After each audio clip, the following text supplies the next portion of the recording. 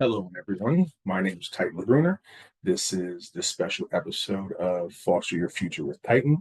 I'm here with my lovely mother, Deborah Hallett. If you would like to introduce yourself and tell them what you do.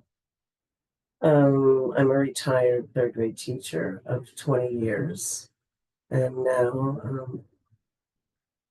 I live here at my house and watch my grandkids.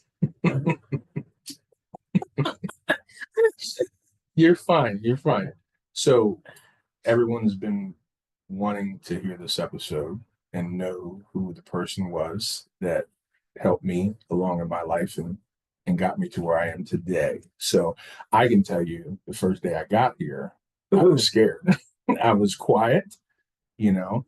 But I do remember when I did get here because I was at a different respite home before I got here, before you guys. I remember Kirk picking me up in Harrisburg, right? And At home at yeah, somebody it was someone else's else's house. home, yeah. And it was only supposed to be temporary. So and the family was nice, but I knew that when I got here, you guys were real. Like, everyone was in the kitchen, people were loud, you're trying to get dinner ready, like, and I was like, oh, like I just feel home here, even though I was quiet and scared. So tell me about that. Well, my memory's terrible anymore, but I kind of, you saying that, I kind of remember you were somewhere else with it, and that one kid, right? Mm-hmm. Yeah. Another white family. Yeah, yeah, right? yeah, yeah. Another white family. And you said he was really white. Yeah, yeah, yeah, yeah. That's what I remember. And I remember how big you were. But then Rick was already here. Yeah. Yeah. If people didn't know, I have an older foster brother by the name of Rick, and he was here prior to me getting here. So For 1 year, mhm. both eighth grade, both came going into eighth grade a year apart. Yeah. Yeah. Yeah. And I was teaching at the time. Mhm. So and then there was Rick and then our three other kids. So there was a lot of people here. Yeah. I just remember just everyone in one room at the same time, speaking over each other. And I'm sitting in the corner, shy, not knowing what's going on. But I do remember even being here, it felt safe for me, you know. Not saying other places weren't. Right. I just didn't feel that sense of security, and like realness. I, I, I don't remember what it was like in the beginning. I do remember how mad your dad was. Yeah. And he would call and really cuss us out. Yeah. Like a lot. And then we met Angie, but I can't remember like how much longer Mhm. from the time you came until we met her. It was about a year or so. Oh, that long? Yeah, yeah, yeah. About less than a year. I remember you guys meeting my grandmother Yeah, in it took you Harrisburg. to the nursing home. Yeah, it took me to the nursing home. But we met her at the assisted living place where it was kind of like they were able to live on their own. All right. Downtown, the bridge, the market, what is it, Mulberry Street Bridge? Yeah. Right after that, we went there. Okay. Yeah, yeah. So what I've been telling people and what people want to know, what was your experience like fostering kids, whether it was temporary or permanent like me, from your point of view? I think it was just always something that Kirk and I talked about. I mean, we did Fresh Air Kids years and years ago where they brought the kids on buses from New York and dropped them off at the Kmart parking lot. Yeah, and we would pick up and they'd be here for like a week or two. My major in college was early childhood, and I also had a minor in psych education. Mm-hmm. So I kind of always, I think everybody assumed Kirk was more the social work kind of thing, and we were both kind of the same path. Yeah. Always looking to do better, always thinking that there was somebody that needed something that we could do to help someone else. And I think, having foster kids, you just felt it was better. We were providing something better for someone. What we didn't think about, or I didn't think about at the time, was how much it affects everybody. Yeah. I had no clue, never. And I was working full time. I mean, and at that point, just started with a contract. Because when Kirk and I got married, we had decided I was not working when the kids were little. And so that I didn't start teaching in the public schools. Wow. So Emily started third grade. It's Yeah. when you guys came. Yeah. Emily was in third grade. She's now 35. And Emily could put her elbow from her hand to her elbow in Tyton's sneaker. Yeah. And she would pretend it was a cast. Yeah. Yeah. Yeah. She used to rock my headbands. Yeah. So that's how little she was. And she was just tiny. So she was just idolized you guys. Yeah. So what do you think was like, what do you think the most, because you think about it, you have 5 to 6 kids in a house, right? So like, you know, how you like you said, managing all those different personalities, it had to be a lot. Because I know between like practices and this and needs and wants and I think that it was just I have always been a rule person. yeah, she Yeah, has always yeah, been a yeah, rule yeah, person. yeah. I mean, I knew that that was going to be the only success. We had one of those huge calendars, the paper ones, Yeah, and I put it on the wall. Okay, remember, I was an elementary teacher too. yeah, Everybody was color coded. So, like, you had jobs. Yeah. You yeah, had jobs. Saturday morning, nobody got out of the house until they did their jobs.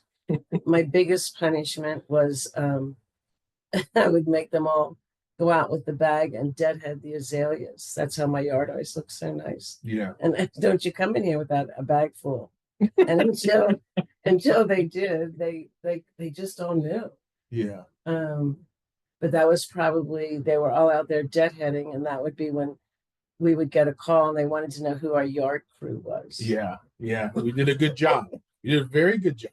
Yeah, They looked at this combination, these 3 white kids, Hispanic, Titan, yeah, and figured we were definitely it was somebody we hired. And it's like, but that was Camp Hill. yeah. That was Camp Hill then. Yeah. Yeah, I never. I guess I just figured you do what you have to do and you make it work. And rules there had to be in place. Kirk was such a softie, always gave in to him. Always. yes, Always. He would have been grounded pretty much his whole life here. true. But That is Kirk true. always made exceptions. Yeah, And the other kids didn't appreciate that because it was pretty obvious to everyone. Yeah, Titan was not a walk in the park at first. When he first came, maybe not as much when he first came. yeah, More high school. He had just anger issues and the foulest mouth. And yeah. I'm sorry. I have never been a big fan of the F word. Yeah, I think I'm the only person in the world that still, I'm not offended by it. I just don't see, I don't, people use it as an adjective, Yeah. verb, every part of speech. yeah, And I remember a couple of his outbursts. His language would be atrocious. And yeah, I mean, he would be scary. I was never afraid of him. yeah. Yeah.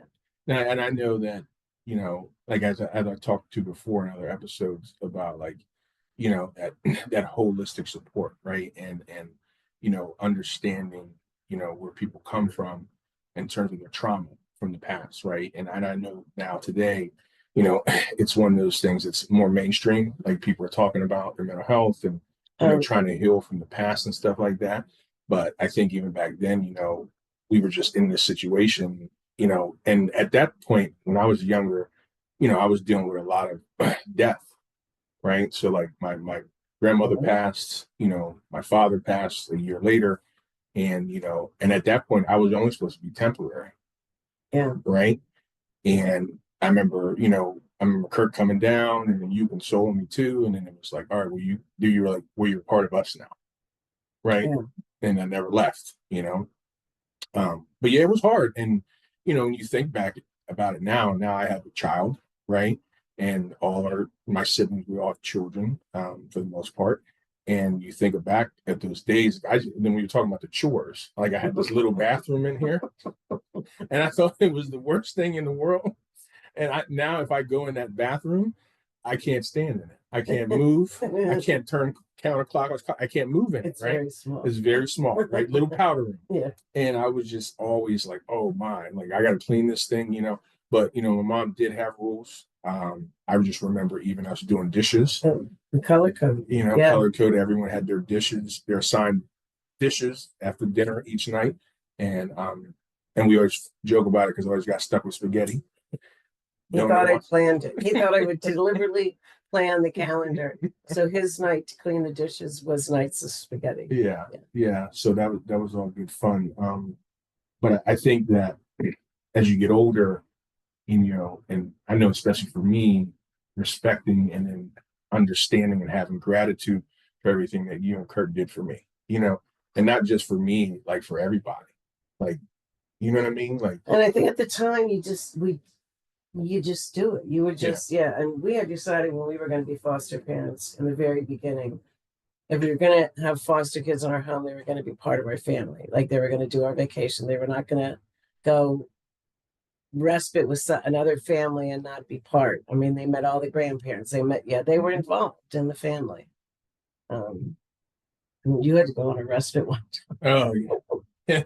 I forget what he did, but Kirk made him go on a respite. Yep, I remember he that. came back a different person. He was so sweet.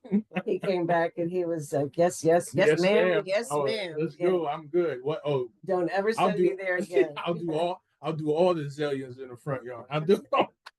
Oh, spaghetti. That's fine. I'm cool with that. You know what I mean? Yeah, he came. Yeah. Yeah, I remember that. And it's something. And again, it wasn't that place was horrible. It was just Yeah, and then honestly, when doing that, it gave me more appreciation where I was, right? Because I and here I was more safer in an environment in an area of love than I think I've ever been for a long time growing up. I like my grandmother, and right. But she was older. She was getting older in age and got into a nursing home. But I also think it was one of those things that it gave me a better appreciation where I was. So yeah, I did come back and I did straighten out fast. When you think about, what was like your highlight moments of like, fostering kids or just having us as a family together and just seeing like everyone just, loving each other and stuff like that. Like I think just when we went to the beach and we went on vacation, we rarely went to dinner. When we went to church and took up the whole pew. Yeah. I mean the whole pew. Yeah. Yeah. In the middle of Harrisburg, in the middle of a city. Yeah. That was, you just felt good. Oh, well, there you go. Yeah. Okay. It felt good. We ended up getting in the Fox. My dad had the Fox, and then we had to just. There's so many funny stories. Yeah. They weren't all funny, but the funny ones somehow kind of it's what you remember. Because when we all sit down and start retelling stories, they're hilarious. I mean, they're not at the moment they were. Yeah, maybe to somebody else they weren't. And if you think about where it came from, the circumstances. Yeah.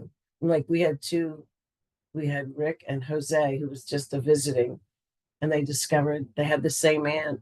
And they knew that because the same person made them, for punishment, they would have to kneel on uncooked rice. Yeah.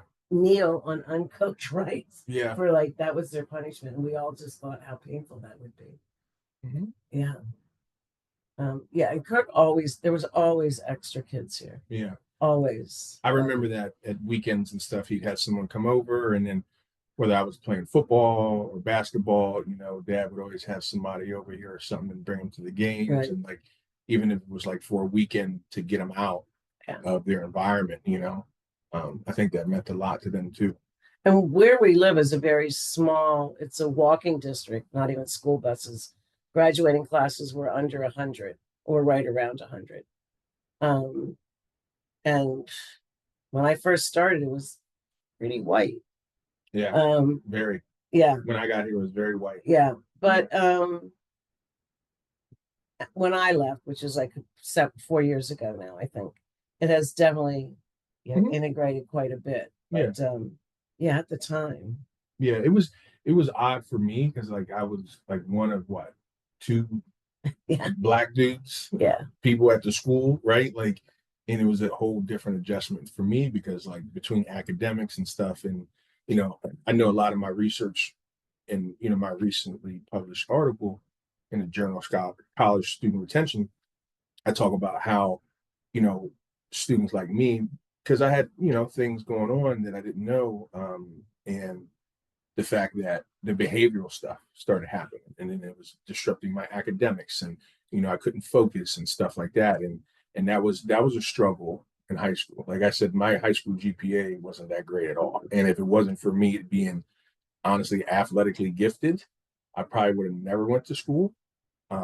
But I also did have that thing in the back of my mind because you guys did push grades, Yeah. and then I had an older sister go to college, and it was like, okay, like I see here's the path, right? Like she goes to college, I go to college, Michael, and Right. it was that, Yeah. that thing you guys. It was expected. It was Yeah, expected. it was Yeah. expected. So even though it was rough in the beginning, in time, Yeah. you learn and you get better with things. Yeah, being jerks was not, yeah, it was Yeah. not expected, Yeah. accepted. Yeah. Just out and out being jerks, not being polite, being Yeah. rude. Your basic, yeah. I mean, I wanted please and thank you, and Yeah. I wanted a home environment that everybody was safe. Yeah. Yeah.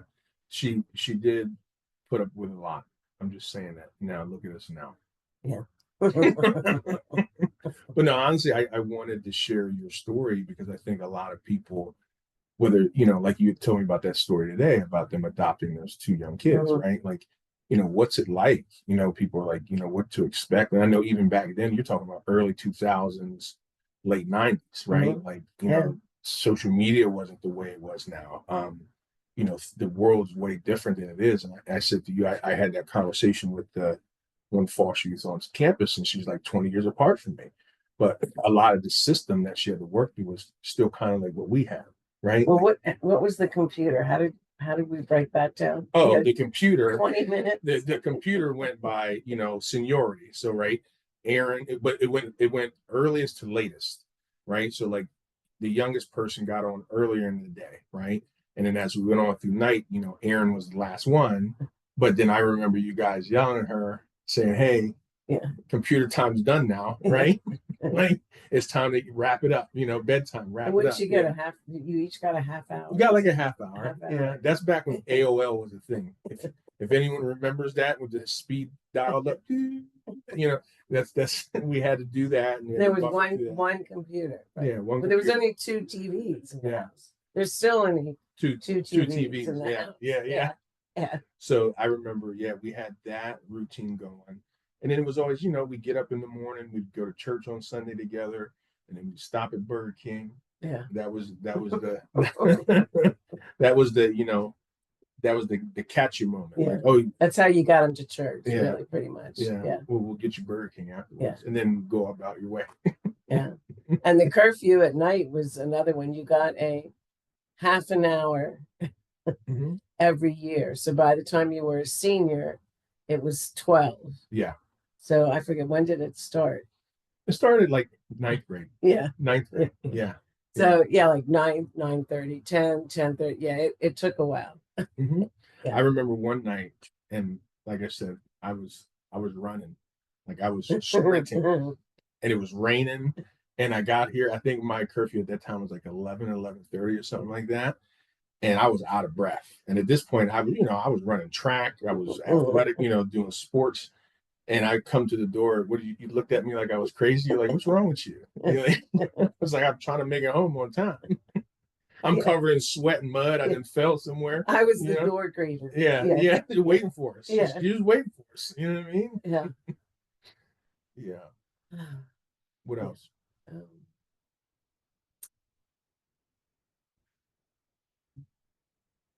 Just following it all. Yeah. Where you all gone and accomplished, and They always kept the family atmosphere too. So like I can tell you, Kirk always used to tell me, "I don't care where you're at, what you're doing." He would even said the one time he said, "I don't care if you're in jail." He was like, you better get home for Christmas." Yeah. So and like when I talk about like support, right? That type of family love and unconditional love and support, right? I believe that helped me big time, right? And it also helped me as a father later in life, with my own daughter in terms of like structure, discipline, just being a good person and just being nice to people and loving people, and accepting people. Yeah, Role modeling role is model. big. Yeah. I mean, if you're positive and nice, yeah, people are going to be positive and nice back to you. It's pretty basic. Yeah. That's what we always did teach, pretty basic manners. Just, Yeah. basic manners, basic acceptance.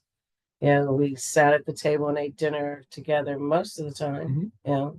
Yeah, we would travel Yeah. out for Thanksgiving and Right. We'd relatives go to and relatives. yeah. Yeah. I mean, we'd pull up and 5 kids, big kids, would get out of the car. I loved my minivan. I just Yes. loved my minivan. Yes, the minivan. Yeah. Um, yeah. I remember Kirk taking us in the minivan to go to baseball games and stuff. Yeah. You know what I mean? And I remember getting in the car and he always rocked the Coldplay. Yeah. And I'm like, Dad, I'm gonna play that real stuff. He's like, you ain't playing it in here. It's U2 and Coldplay. He's like, you ain't playing it on this tape deck. Yeah, I CDs. wouldn't even let them play songs that were foul. Yeah. I mean, not if I heard it. Yeah. No, we had to hide it. Yeah. We had a hidden CD player that no one knew about. Oh, I found so many hidden things. So this one's just hilarious. We had a pipe broke in the sink and it went down into the basement and everything. And this guy goes down to fix it and he comes up and he says, "Ma'am, I don't know how to tell you this." He said, "But you know how you have that drop leaf, see it drop? Is that what it's called? Drop, Yeah. drop Drop ceiling." ceiling. Yeah. I said, "Yeah." He said, "Well, I had to lift it up to look to see and make sure there wasn't a leak." And he said, "I'm pretty sure there's at least a case of beer, empty beer cans, and I don't know how many alcohol bottles." Yeah. So yeah, they thought they was they were. I mean, they loved telling us how they all snuck out. Yeah. Yeah, the back door. We did those things, and now we're older and we're more mature. Yeah. And some things I don't want to know. I didn't want to know what they were doing. And that's all right. It was easy. Yeah. She caught us, and it's okay. She still loves us. But you see how they just all grow. And I don't know if Tyton's mentioned, like, it'll be 2 years in July that we lost Kirk. Yeah. And how they all rallied around for me for that was pretty amazing. And Tyton spoke. And again, being from a small community, everybody knows everybody. And I really feel most of this is a positive because it does have that hometown, the parades, everybody. And for people to have come to the service and remember Tyton as just a badass attitude on his shoulder kid, and to speaking at the service was pretty amazing for a lot of people. Yeah. And I've told a lot of people I've run into like what he's doing, and they've like actually teared up. His football coach, Frank Kindler, yeah. So those are the nice moments when people say, "Oh my God," Yeah, and everything comes full circle. Yeah. And that's only because you guys created that atmosphere of love. You know what I mean? And support. It just happens. I mean, it just, it was, there were days, dear God, when he has holes punched in the walls. I'm thinking, why are we doing this? Yeah. But I couldn't imagine sending him away. I couldn't imagine saying, "You can't be here anymore," because you were now part of this family. It was like we're gonna have to work this out. Yeah. That's why I've told people before, patience. Yeah. There's a lot of patience in terms of, whether it's respiting or adopting or, fostering youth in general. You got to have that patience. And that's a combination with that love too. And so many things that that everybody does, you take for granted. I don't know if it's as much Tyton, but birthdays. Yeah. Like we had a kid that we knew just wasn't even foster care, and for his 13th birthday, he was here and it was the first birthday cake he ever had. Yeah, I'm thinking he's 13. That's sad. Yeah, and he just still talks about that every time he sees us. Yeah. And it was like, it was just that it wasn't a big deal for me, but it was so much for him. So you try to do, you just, I think those are the kind of things that made our kids say, wow, like, Yeah. wow, like kids really go through this. Like, we really have to question reality and pain that anybody pain that goes through. Yeah. I remember what was my favorite? What was my cake order? Oh It's God. so simple. It is the simplest thing in the world. Chocolate on chocolate. Chocolate. I was gonna say Chocolate chocolate on cake. chocolate. That was Yeah. it. That's all I ever Yeah. wanted. And I remember the time that remember you were trying to get the recipe for the collard greens. Yeah. Yeah. Yeah, Yeah. yeah, yeah. And At I the soup made them. kitchen. Yeah, I did Yeah, get it. yeah. Yeah. So for my birthday, well, when I grew up, my grandma used to always make fried chicken, collard greens, old school Southern style mac and cheese and stuff like that. So I remember my mom asked me, like, what do you want? And I said, well, I want collard greens, right? And I've never made fried chicken in my life, yeah, ever have made it. yeah, Used to fried food. Yeah. yeah. But I did learn how So to. she ended up getting the recipe from the ladies at the soup kitchen. And they made the fried They chicken and made the Kirk fried brought it chicken. Yeah, home. yeah, Yeah. yeah. And Yeah. they wrote it down for her for the recipe. So and like she said, with the birthday cake and stuff like that, those things go a long way, especially for foster youth, right? I know I've been on I've been on some statewide committees where they talk about things that they do for foster youth and higher education. And the simplest thing is sending them like a birthday card. Oh yeah. Yeah. Like, and to me, I was like, oh, like that's amazing. Like you just send them a birthday card or a care package. And, I always used to remember loving when you would send a care package to when I was in college, Yeah. right? Because, Yeah. I needed the Middlesworth chips. Yeah. I needed the Slim Jims, you know what I mean? Like those Yeah. things go a long way when you're talking about, especially students coming from, or kids coming from the foster care background, right? Remember we came to see you at the military place. Yeah, Valley Forge. Yeah. Yeah. Yeah. That was a trip. That was a trip. We won't get into that, but that was a trip. And let's just say it all worked out from there. I just remember it was so hot. Yeah. We're all standing there watching these kids are fainting. Yeah. I felt like I was going to faint. Yeah. Yeah. We were built for it though, but that day. And see that when we went to that, everybody, like you didn't get out of anything, any family thing, everybody was there. Yeah. So when Aaron swam, we all went to the there swim at 8 o'clock in the morning, indoor, outdoor. 1 minute swim. Yeah. Yep, when Michael was doing his thing, when he got into Michael did some theater, didn't he? Mm-hmm. He did some plays and stuff. Yep. Yeah. Baseball. Yeah. Baseball, and then Emily did field hockey was her thing, and girls basketball. Remember those days of girls basketball? I remember boys basketball. Yeah. I told the coach if Yeah. he doesn't tell him to stop swearing on the court, I was going to go and get him on the court and take him home. And I had to just zip it. Yeah. I had to And zip so it. then Barry realized that I meant it and I probably would. Yeah. So I guess he told him, Don't yank him, but he better get it together now. Yeah. Clean it up now. You're right. Yeah. Yeah. So what do you think, like, for somebody, that wants to adopt or respite or foster a child now? Because you got to think about it. That's now's a different time, with everything going on country-wise and social media and mental health and post-COVID. Like, what do you think? Like, what would you tell a family or soon to be, foster parents? You can't set up expectations. You Yeah. can't. There can be really none until you get to know each other. And you have no idea what kind of environment they came from, what kind of hurt they've been through. You can't immediately expect them to come in and go to your rules. I don't know why I did, but I did. It worked out. It worked. Yeah. It worked. It worked. We always just had this saying. It was like Saturday mornings was communist Russia, right? Like back when it was the USSR.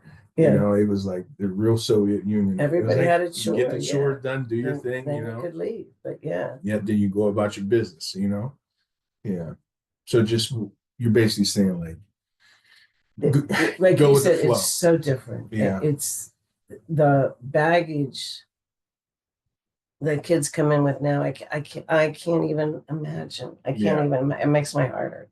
I can't imagine what it's like. And yours was bad enough. You and Rick went through a lot of Yeah. uncomfortable, unhappy situations. So yeah, you just have to be compassionate. You just have to think, how can I, what, and a lot of times, like you said, it's something little. What can I do that's going to make this kid just feel a little bit better or smile just for that moment? I remember one of the times Tyton came home from football. This would have been junior high football. Mm-hmm. And I gave him a bag of peas, frozen peas, to put on his sore leg. Well, you would have thought I gave him $1 million. He just sat there and looked at me like I was the most wonderful person in the world because I was doing something just for him to make him feel better. Yeah. Yeah. Yeah. I was hurting that day. Yeah. Yeah. And then the peas just always stayed in a big freezer bag in the freezer. Yeah. Yeah. We didn't eat them. They just kept thawing, frozen, thawing, frozen, thawing, They were frozen. just doing that. Yeah. Yeah. I think that, like you said, just getting to know them and like those small things do mean a lot. Like I work, I work with Right. lost youth in higher education, and a lot of their stories I can relate to. And I feel that when I tell them where I come from, you know, that kind of guard sometimes that, I might have had when I was here when I was younger, it kind of drops. And you can see like a little bit of relief in them, like, oh wow, like It hasn't been yeah, always easy. yeah. And like you kind of understand me. Like you get some things. And trust me, some of the stories I hear, and I think a lot of empathy goes a long way too, because you do have to hold that space for them at times. I find that to what I do, on a daily basis at times, the students that I work with.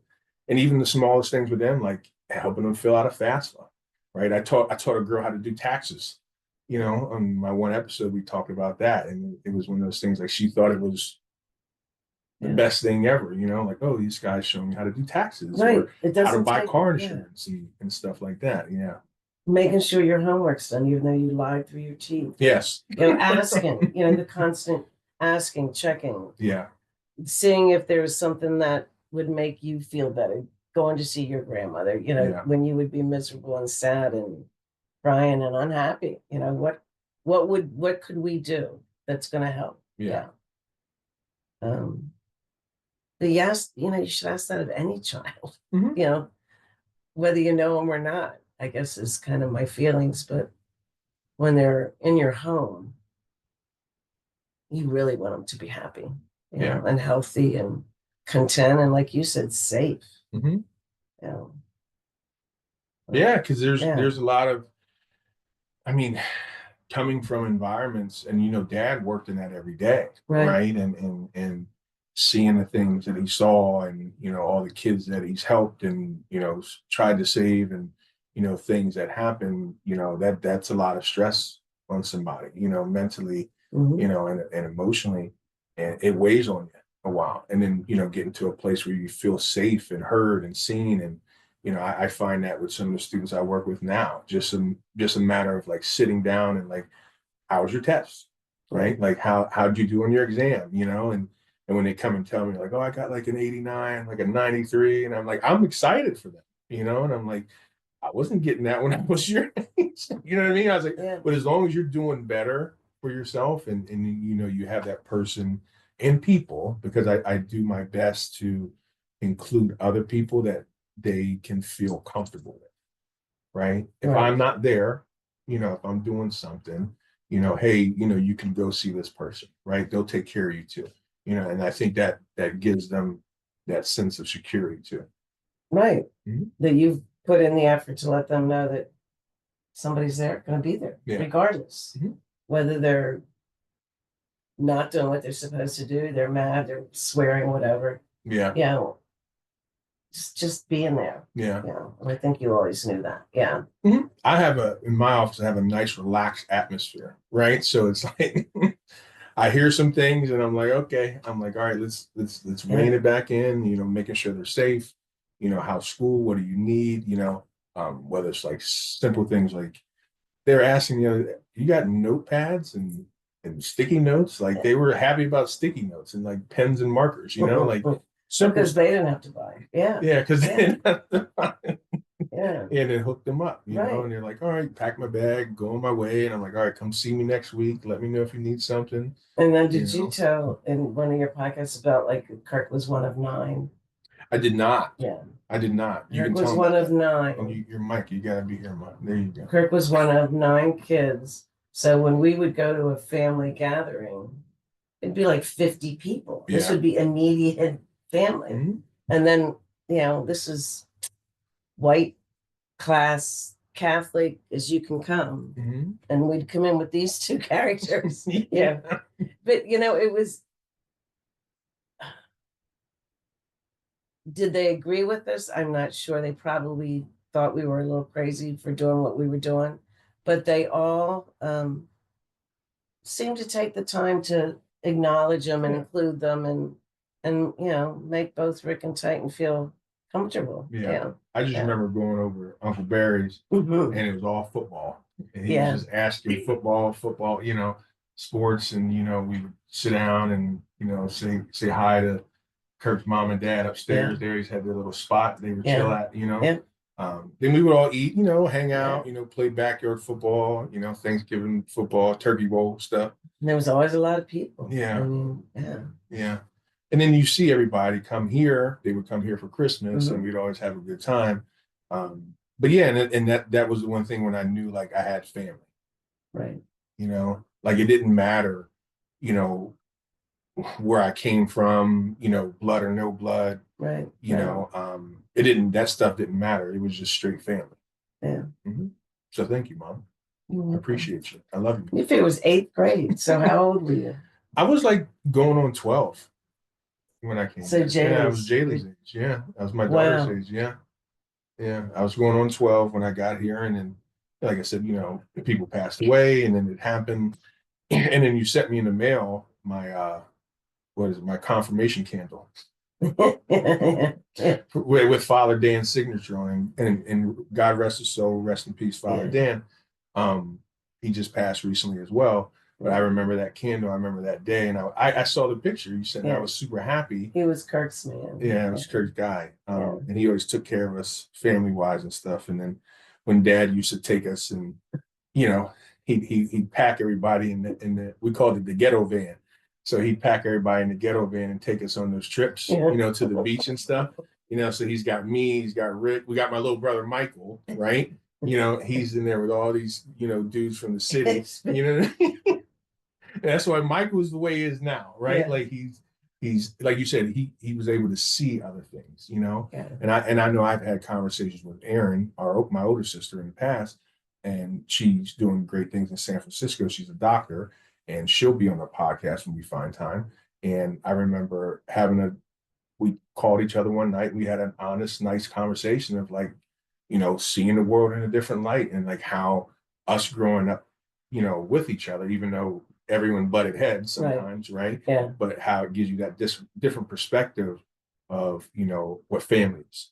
Well, you butted heads, but if you guys were out in public and anybody bugged or irritated or insulted anyone else, Oh yeah. everybody immediately. Oh yeah. It was like, you stood up. had You're talking about my brother. You're talking about my Yeah. sister. Yeah. Yeah, you had the watchdog. We weren't playing with the Hallett family. Yeah. We were the goon squad. You know what I mean? In a good way. In a good way. Yeah. Yeah. Huh. What else? You got any crazy memories? Fun memories? There's just so many. Yeah. There really is. I remember how mad he used to get. He used to get so mad. I mean, it's like for me now to look at him and remember all the crap he went through. It's so nice to see. Yes.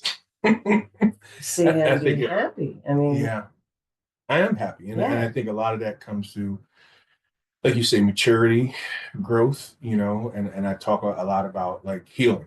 I talk a lot about growth and like growth mindset, and not allowing your past to dictate your future. You know what I mean? Like you are not you're not where you came from. No. Things can change, especially with the right people in your corner to show you love and kindness and support. I wish more kids had opportunities. Yeah. And what you're doing at school is like so wonderful. Thank you. To give them that. Yeah. Yeah. Yeah. And honestly, it brightens up their day, right? Like Yeah. this summer, we got some students staying up in the housing for campus. And, Yeah. I want to, I told you earlier, Yeah. I want to take them out and do stuff because I know when I grew up in foster care, they would take us to the beach or, we go to a play or a movie or stuff like that. I remember we got on a boat one time. I was not thrilled about that. I'm not.